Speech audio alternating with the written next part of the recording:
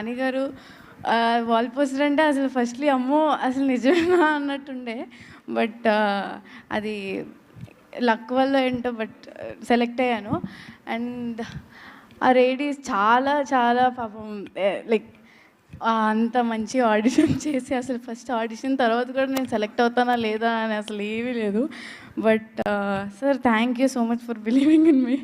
And Jagadish గారు కూడా చాలా అంటే లైక్ ఫస్ట్ అనేవారు నువ్వు జాబిల్లా ఉండాలి జాబిల్లా ఉండాలని. ఆ తర్వాత కొన్ని కొన్ని సీన్స్ అవి చేసిన తర్వాత అదేంటి నువ్వే కదా జాబిలి మళ్ళీ జాబిల్లా ఉన్నాను అంటున్నానేంటి అని ఆయనే అంటే క్వశ్చన్ చేశారు. అంటే నేను నాలానే చేశాను.